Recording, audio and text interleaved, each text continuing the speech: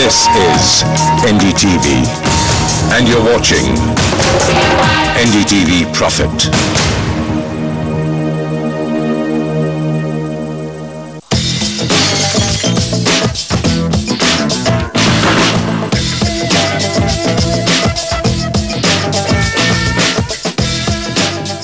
Despite the red flags raised by the industry, political parties and economists, the Land Acquisition Resettlement and Rehabilitation Bill 2012 has been passed by both the houses. The UPA government is hailing this as its second major political victory after the Food Bill. The crux of the Land Bill is to replace the Old Land Act, which dates back to the 19th century, and in that process provide for a more fair compensation to those whose land is taken away, bring transparency to the process of acquisition of land, resettle and rehabilitate those affected by this land takeover. Industry is unhappy with the bill. It makes acquisition of land to set up industries and build homes infinitely more difficult. In today's Realty Debate, we'll decode both sides of the argument around this historic bill. From here on, the new land laws will affect everyone's life in some way or the other across the country. Joining me today, Pranay Vakil, Chairman, Prauron Consultancy from Mumbai. Pranay, thanks very much for making the time. With me here in the Delhi studio, Gitambar Anand, CMD ATS Infrastructure and President-elect CREDAI. Pankaj Bajaj, MD Eldeco Infrastructure and Properties and Executive Committee member of CREDAI. Also on 3G, SK Jindal, Director Jindal Group and Chairman Investments and Capital Market Committee, ASSOCHAM. And we've also recorded the views of NC Saxena, Member National Advisory Council. I'm going to just set the stage with a little bit of what this 19th Century Act was all about. It had been going on for 120 years and why it needed to be changed. There was unanimity of opinion that the current law, the Land Acquisition Act of 1894, suffered from glaring shortcomings and is stacked against the farmers, small landowners, including those drawing their livelihood in some way or the other from land, even if they were not owners. So let's take a look at them.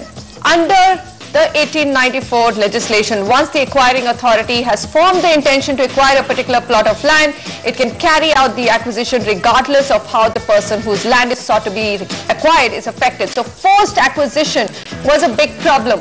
No real appeal mechanism to stop the process of acquisition. There were some provisions, but none of them had any teeth or any hold.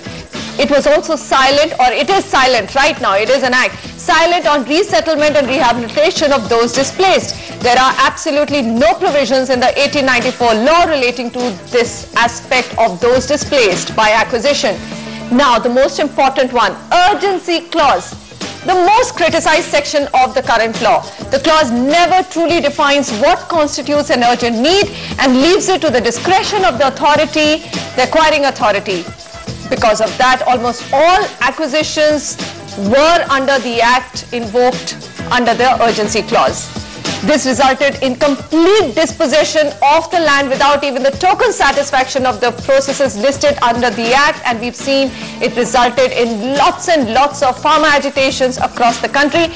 Last but not the least, low rates of compensation. The rates paid for the land acquired are the prevailing rates, circle rates, which sometimes are notoriously low and outdated. Okay, so without going here and there, I think I'm going to go to the first question that I asked Mr. Saxena, because he, remember, was part of the National Advisory Council when the first outline of the Land Acquisition Bill was sketched. Passed by both houses, Mr. Saxena, but the industry is saying that it is going to make doing business in the country extremely difficult. Do you agree? Well, the industry's fears are to some extent justified, because if you want to acquire land under this law, even for smaller pieces, say 10 acres or 5 acres, it is going to take about 3 years, and the file will pass through about 100 hands. So therefore, it will become quite difficult for industry to get quick possession of land. My advice to industry would be to do direct purchase, direct negotiations with the farmers and buy land under the state laws on which the land acquisition law will not apply. Not rely upon the collector to mediate, but to directly talk to the farmers and satisfy them and buy land from them. Because the coming to the root of the land acquisition law is going to take a lot of time. Also, on the whole, the bill is anti-farmer.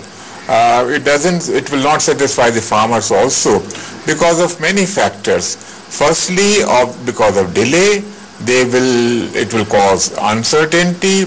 Secondly, compensation amount is fixed. It may look very high and good, but there is no room for negotiation, which is not a desirable thing, and therefore farmers will not be able to give their consent because they will not be able to negotiate with the landowner in the presence of the collector.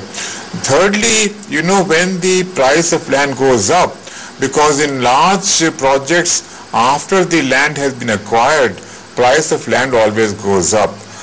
There is no clause here which says that that the capital gains on that land will be shared with the original landowner. That clause is missing, or it is section 96 is badly worded. And lastly, there is no clause in the bill about resumption of government land or forest land. In most cases in central India, land is already with government, but it is being occupied by the tribals and their rights have not been recorded. And therefore there should have been a clause that even when you are resuming government land, those who are possessing that land, they will be compensated. So there are, I think, as I said, the bill is anti-farmer, the bill is anti-industry, but the bill is pro-civil society and the bill is pro-bureaucracy. It will certainly increase powers of harassment by bureaucracy of industry. It will certainly increase powers of the civil society. People like me and you will be sitting in various committees. We will be traveling in Lal Batti Wali gadis, and we will pontificate over these matters for years, and industry will suffer. Strong words there. Pranay Vakil from NC Saxena, member of the National Advisory Council where this entire bill actually took birth. Tell me, not pro-farmer, not pro-industry, only pro-bureaucracy. What's your reaction? It was though an act which needed a change, 120-year-old act. Well, my feeling is that there are responsibilities which are that of the government, and these responsibilities are sought to be transferred to the person who is acquiring the land. Now, this is not fair. To my mind, the industry which wants to set up a particular outfit and acquiring the land wants a finality to the acquisition. What they are saying is, if it's 4 times, 5 times, whatever it is, let there be a finality, and after that, they should be free to do what they like with the land in terms of setting up a factory, doing the production, and focus on that. What the law now proposes to do is that you have to really look after that farmer or the people who are affected by that acquisition, for maybe up to 20 years. Give them 2,000 rupees a month and again adjusted for the inflation for the next 20 years. Why do you want an industry to be burdened with things which the government should be responsible for? Is what I feel. I do feel that if you take a little more money from the industry, because in any case the total impact of all of this is just about 3% of the project cost. But if you take this money, put it into a separate fund and let the government administer the fund to look after the farmers or people who are displaced, instead of asking the industry to do that. But I do fully agree with Mr. Saxena that, No, Pranay, when you say that why couldn't industry just have given that 2 to 3% to the government, you really have faith? with the leakages that you see in the current way in which social schemes are being implemented, probably, okay, we'll come to that, but you had another point to make as well on Mr. सक्सेना's comment. No, I think when Mr. Saxena said that it is pro-bureaucracy, I fully agree with that, because the time limit of 4 years is just too long for any industry to really set up. I agree with you. All right, so on that I am with, I think, the panelists so far, but I'm just trying to understand that there's been a lot of reaction from the real estate sector. From the way I see it, it's only the provisions come into being only when you're acquiring more than 50 or 100 acres of land, right? For real estate projects, you still would fall under the Transfer of Property Act, wouldn't you, Gitambar? We will, but see, just let me just... So why is there so much of unhappiness? I'll tell you why. You see, when any master plan is made, there's a plan for a school, a hospital, a police station, maybe a government hospital. Now that land also has to be acquired, because this is what the bill says, any land for public purpose, and even hospitals are included in that. So when government goes to acquire that land, as Dr. Saxena very rightly said, it's going to take a minimum of 3 years to acquire even a single acre of land. Plus, the file will go through 300 hands. So now the private sector goes and buys land in some new place, you know, in the middle of nowhere, which is not being affected by the bill, which is under the limit of the bill. And then we sit and we put up our buildings, and then we sit and wait. When will the road come up? When will the hospital come up? There's no social infrastructure going to come up. No social infrastructure will come up. Given this bill, see, nobody is debating the intent of the bill. It's very, very honorable, and we all agree with it. I'm sure, Pankaj, we all say that it was long overdue. It was long overdue, that's true. But in its present form, it is not an efficient and workable instrument. Dr. Saxena has put everybody's views in perspective, and he has very, very bluntly said what is going to happen when we go to acquire, the bureaucrats are going to become more powerful. There's going to be complete red tapeism. There's going to be no acquisition effectively, at least for 3 years, as he just said. For 3 years, you can forget about acquiring even a single acre of land in any new development. So, as private parties, why should we just go to any new place and acquire land over there when we are so uncertain about the infrastructure coming up over there? Because we don't have to put up the infrastructure. The infrastructure will be put up by government after they acquire this land. Pankaj, do you have the same concerns, or there are other concerns as well? For example, you were just telling me off the record that as you have acquired land today, the same farmers are getting up and saying, guess what, we want to go back on the deal.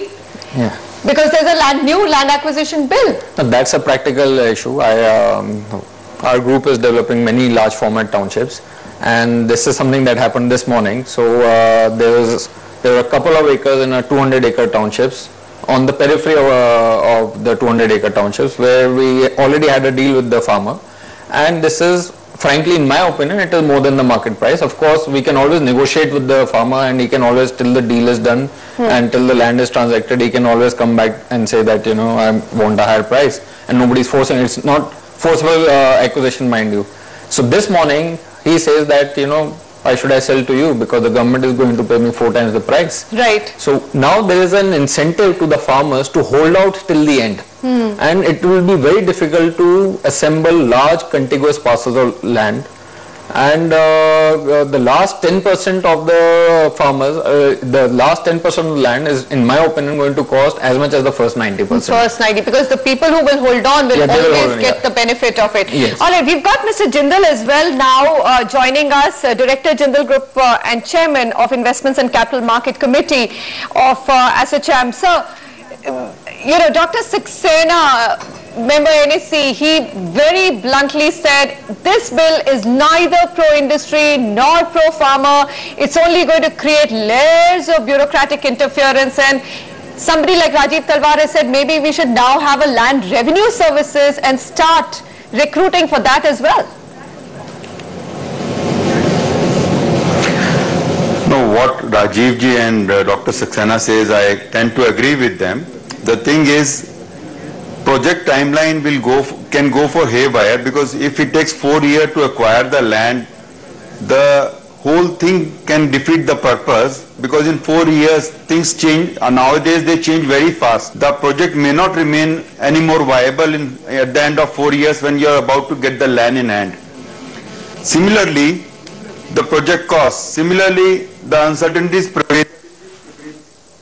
The procedure is also not simplified. It has become complicated. So all these things are big questions, though we still welcome the bill in the sense that after 120 years they have changed the bill. Something is there. Everything was in limbo before the bill came. Nothing was happening. Everybody was waiting for it. Now that it has come, people will appreciate it, people will use it and see how it works or it doesn't work.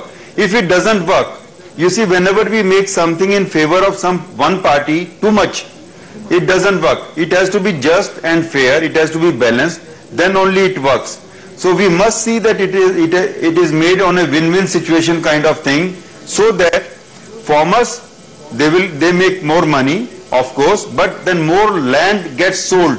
If no land gets sold, nobody makes money. Okay. Procedure should be simplified. Corruption element should not be there. Uncertainty should be removed. All these things will need to be seen how it goes in the next 2-3 years. What are the issues we face and what are the solutions for those issues. So it is too early to say that this will not work at all. It may work and it may require certain amendments to work. Okay, fair enough. So you're saying that irrespective of the loopholes that you see right now, at least you just needed a new bill which could become an act and get things going. So the biggest problem that I've gathered right now is that 1 acre of land, minimum time 3 to 4 years. Let's move on. This is something that I think the government will have to iron out. Is the biggest cause of worry for all industries. Let's move on to the second factor, which was that the farmers just never got compensated. Not just the farmers or the landowners who lost the land, but even those who were drawing livelihood from that land just got nothing out of it, or very, very poor pricing. So, Pranay Vakil, you know, Dr. Saxena picked up this very important point. He said, you know, by having a formula, you've perhaps taken away some room for the farmer to negotiate even beyond 4x. Do you think that's a valid point? Or do you think 4x is fairly good compensation? Yeah, I think I want to backtrack a little. There is a market value that we are talking about.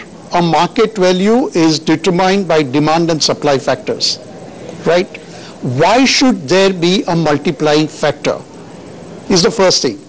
Are we admitting that there is a cash element in every land deal and therefore there should be a multiplier factor? Does it mean that the circle rates that we have in this country are not representative of the market value? I mean, these are the basic questions. Only then we will talk about a 2x and 4x, because the rates which are prevalent in the government books today do not represent the real market value that we are talking about.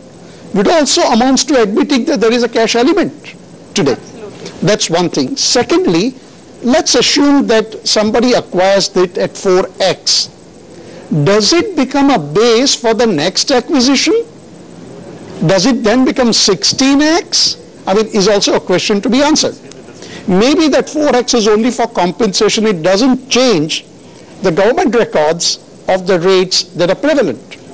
Now, these are some of the things which are really very confusing, and if we are going to accept the 2x and 4x, let's kind of also admit that we are trying to clean up the administration to bring it more on the check basis instead of the cash check basis that we had so far.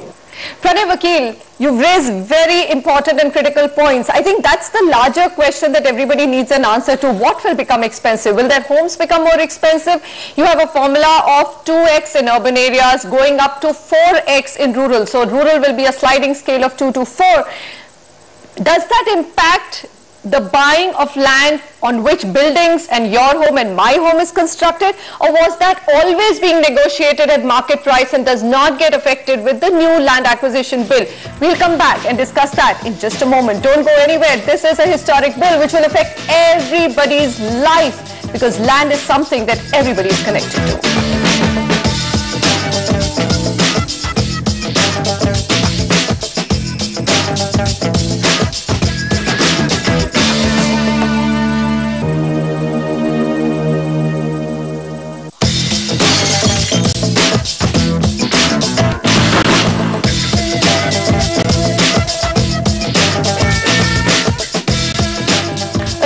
historic judgment was taken yesterday when the Land Acquisition, Resettlement and Rehabilitation Bill was passed by both houses. This is going to affect everybody's life. The industry is not convinced that in its current form the bill is the way it should be. The fact that it needed a change, yes, everyone accepts that, agrees to that, but are the provisions conducive for growth of anything in the country? That's something that we're discussing and debating today. Now, we're going to restrict it to what we do best here, understanding whether homes are going to get more expensive or not. At the face of it, it doesn't seem so, because you were anyway negotiating prices directly with the landowners, and you could continue to do so even now. Tell me, Manisha, suppose you own 10 acres of land in Gurgaon. After hearing the news about this bill and how the compensation is being increased, and I came to you, Manisha, would you sell to me at yesterday's price or today's price? What would your reaction be? Would you say, no, I've heard that the prices of land are going to go up, so I'll wait. Am I right or wrong?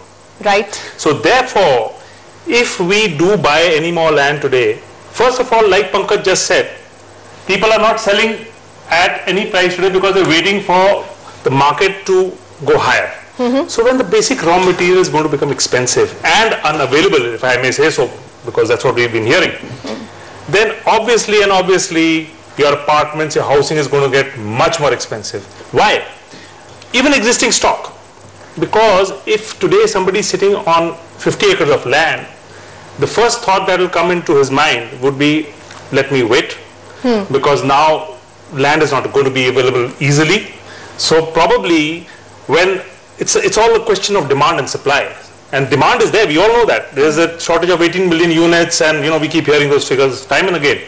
So therefore, if I wait and I sit on my stock of land, I'm sure to get a better price in 3 years' time. Correct me if I'm wrong. So what Mr. Jindal was saying is that at least for infrastructure projects, the stalemate is over. They can move ahead to acquire land, which they were facing. Is a reverse for real estate. You will now have people waiting it out and saying, I'm going to get a better price. Let me spin the question on its head.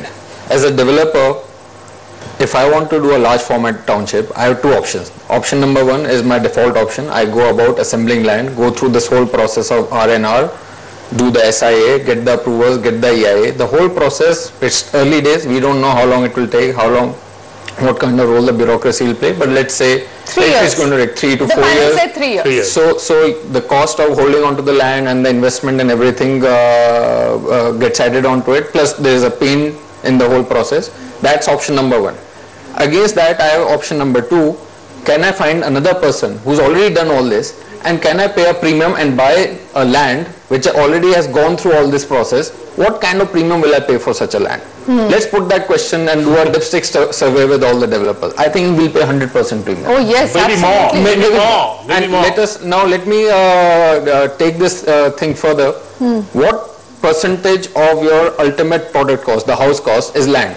In any tier 2 60%, 50 to 60%? So 50% of your cost component has increased by 100%. So we are talking about an increase in cost. I'm not saying price. Increase in cost to the developer of delivering the final product by 50% 3 or 4 years down. Okay, let me get Pranay Vakil's reaction to that. Pranay, do you really think it will happen? Because if 50 acres, 100 acres, large townships, yes, it's going to be a difficult process. But smaller than that, do you really believe that things are going to look so scary going forward?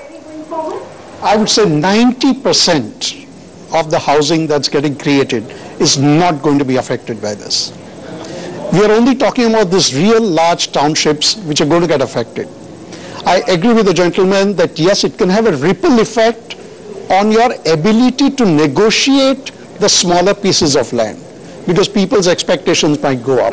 But that's a marketing thing. I mean, you sit down with somebody, horn out a rate and agree with something and go ahead. But are you going to be affected by this 4x or 2x for most of the projects which are happening in the urban areas? The answer is no. 90% of them are under 100 acres of land. We beg to differ from that, because you've been in the industry where you were in the business of buying and selling property for people like us, and you have a lot of experience over there, and I respect that. But understand this, that not only for large townships, when large townships become more expensive, your benchmark will go up, even for smaller holdings. So there's no way you will get land cheap, Pranay. And if that is not going to happen, then there's no way that new inventory will not be expensive. As Pankaj just said, the 50% of your basic raw material is becoming, it's increasing by 50%. So how on earth would anybody actually sell at today's price, maybe 2 years down the line? Okay, so that's an interesting debate. Pranay believes that 90% of housing will not get affected because there were anyway open negotiations between the buyer and the seller. It was a private transaction, doesn't fall under public or a PPP project. Let me get Mr. Jindal's views here. Mr. Jindal, I know for the industry, there has been a roadblock which has got cleared. But if you were to just look at the compensation angle to it, sir, you don't think it's too expensive? You do believe that that's rightfully what should be paid to the farmer, and the 2x to 4x formula pretty much is a fair compensation to go with, sir? I am not convinced about it. You see, those who are sitting on the land, they will not sell the land if they don't need to sell the land. And those who need to sell the land, they will sell the land at the market price, and they cannot wait for that. So that thing cannot happen, that they can sit on the land endlessly, and market forces always decide that what is the true price. When you are doing a private buying and selling, it is the market forces which decide, because there is no external force playing on it. So if somebody is giving him better price than yours, he will sell it there. If you are giving better price, he will give it to you. But he cannot hold the land endlessly just because he is looking for a better price, because he needs the money. That is the factor which will move him to sell the land. Second thing, about the other projects also, this according to me, in the real business world, it doesn't work like that. Markets, farmers will make more money, sure, they will make more money, because they will pass through these 4 years of uncertainties. The process starts today, it will end after 4 years. During these 4 years, his things he will not be able to use, he will not get the full money also, he will not get the land in possession, he will have to pay some money, and he will pay money little by little, stage by stage. So all these uncertainties means there will be some cost from both sides. So that is how he will get 4 times the money of market price, but this process will be very painful. Okay. So I personally feel in the market, very few projects will go through this acquisition route, and if I need my land possession immediately, I will not go for it. I will go to the market, pay the price, take the land and proceed further. Okay, I'm just wondering whether you can do it. If it's more than 50 or 100 acre, you will have to go through the provisions of the land acquisition bill and under the act, including the collector and the Gram Sabha and Panchayat as it has been specified. And R&R. But let's get Dr. Saxena's views, because those are really interesting, and he calls the spade a spade. He says, do you believe the bill with its current compensation and R&R provisions is a much more fair and transparent way to do the land acquisition business in the country, sir? Well, the compensation amount, is always the cost of land in most projects is a very small percentage of the overall cost. If you take a 4,000 megawatt power project, this kind of a power project will cost about 30,000 crores at today's prices. It will displace about 300 households. So therefore, even if you were to pay just 1% of the project cost, which is 1% of 30,000 crores, that is 300 crores, each farmer could become a crorepati. But we never pay this kind of compensation. So the amount of compensation should not deter, should not scare the industry. It is the delay, uncertainty, which causes escalation in the project cost, which is a more damaging factor in industrialization and faster growth. Okay, so I think, we have Dr. Saxena also supporting Mr. Jindal's view that it's the compensation is really not the issue, it's the delays that it will take or the stalemates which you'll see. He was talking about the industry, Pankaj, where the costs are only 3 to 4% land costs, because these are mega projects, power, etc. But here you're talking about land being 50 to 60%. Yeah. Okay, 40% in cheaper places, yes. Mumbai 60%. So then is it the R&R? So we've understood that, okay, the clearances will take time, but is it the rehabilitation process and the social impact assessment which will also be a big problem? That's exactly the point.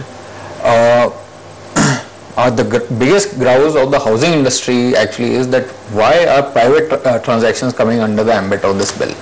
If it is a freely negotiated document, a freely negotiated transaction, then it should be out of the transaction completely, and the R&R expectations of the seller would get priced into the transaction value. If there are other things that the seller, he is losing livelihood forever. He will price that in. Does it happen? That's what they do even now. Closer to urban areas, yes, but you know, sometimes we have to move out of our spectrum of urban upper India. We are not buying lands. Large format integrated townships are not happening 100 kilometers from the main cities. They are happening on the outskirts of cities. I agree with you. And let me tell you the fact of the matter today is that there are no genuine farmers who, these are well-to-do people. Sometimes they are making more money than the developers, and they are probably the richest investors of that area. They end up, the people we buy land from end up you have a point, yes. And I'm going to go back to Pranay Vakil. Pranay, if you look at the NCR story and you look at how well off the farmers have become, who've at least sold to the real estate sector, a large township of 50 acres, they're anyway commanding such high prices. Is it fair then for the industry to move?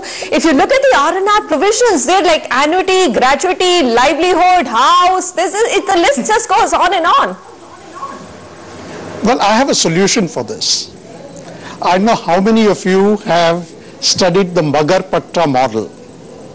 There's a gentleman by the name of Satish Magarpatta who has developed in Pune a township, a huge township, by taking the farmers into confidence, by making them a stakeholder in his company.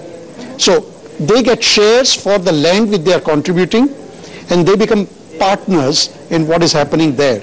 I think that has been the best solution, and a lot of people are trying to emulate what Magarpatta is all about.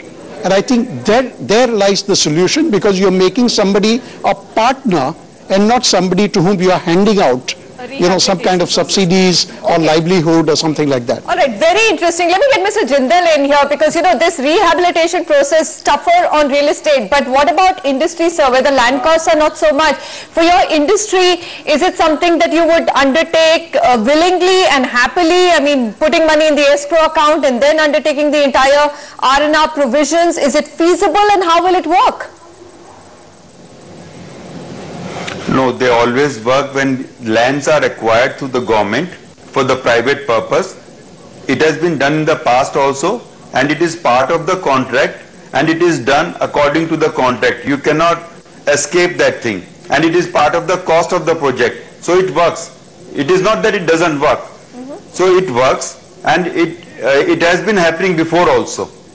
Okay. Fair enough. So all of us saying that you cannot do it, I think, is incorrect. Maybe when you're saying that you're selling land in closer areas where land prices have already escalated, and the farmer is now sitting pretty rich, some of it is questionable in terms of how much you need to do, Gitambar. But R&R, look at the projects that Mr. Jindal is representing, steel, power, the areas where it's set up. When you take away somebody's livelihood, rehabilitation and resettlement, they don't even know what to do with the monies. You just can't give them money and say, move on, because they can't move on. No, it's R&R is a very necessary thing in and our that's country. The biggest difference between the last act and this bill. See, Manisha, we are not contesting the intent of the bill.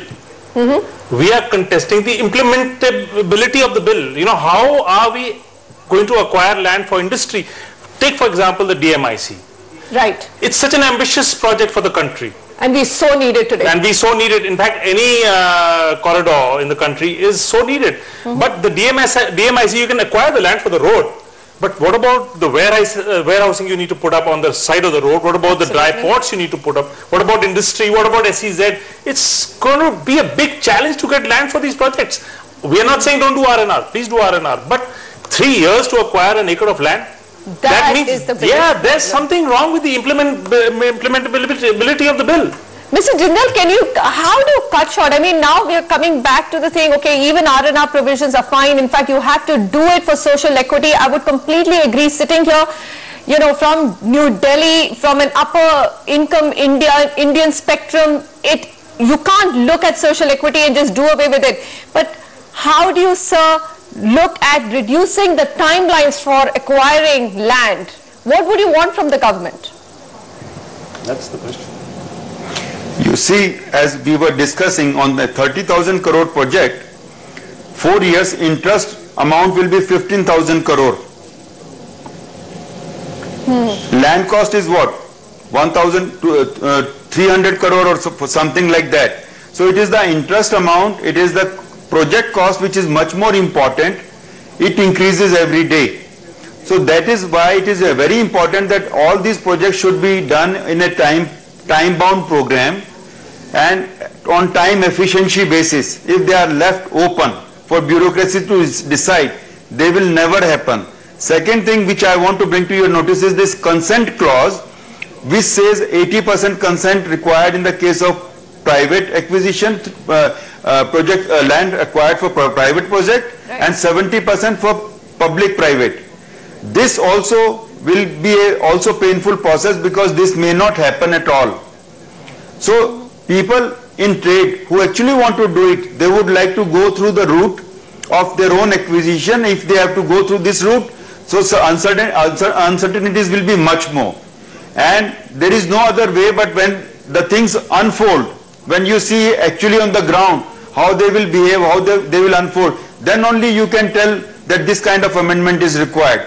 So that kind of pain, we have to bear it, we have to live with it. Interesting point. So I think everybody is a little apprehensive on how it's going to actually get rolled out and what are the changes which will be required to make this bill, which has got passed, implementable and workable so that we don't stall industry and real estate. We'll be back in a minute and get some more views on the land acquisition bill, resettlement and rehabilitation, which has got passed and of course is going to become an act across the country.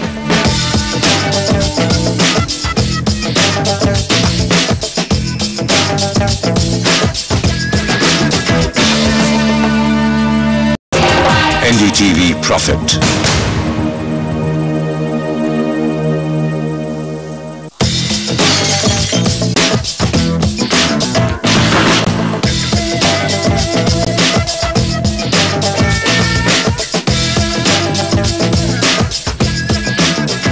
Welcome back.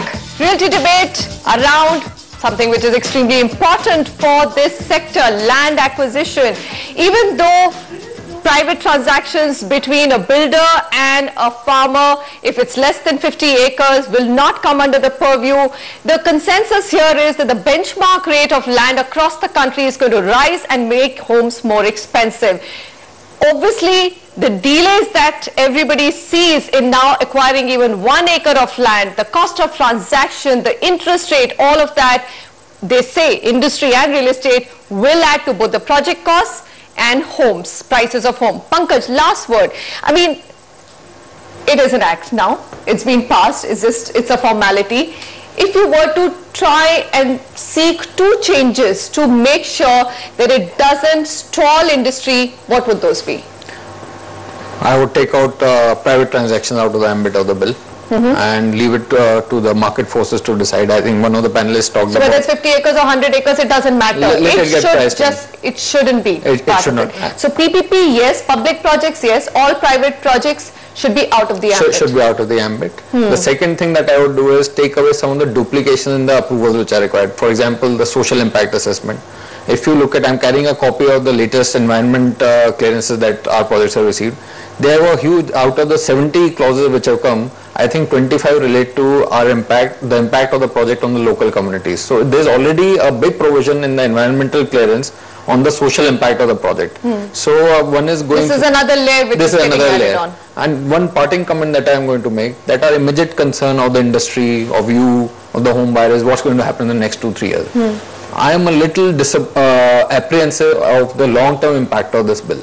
See, the force of urbanization in the country is unstoppable. People are migrating into the cities. Urbanization is a good thing for the country. It's an engine of growth for the countries. We can't stop that force.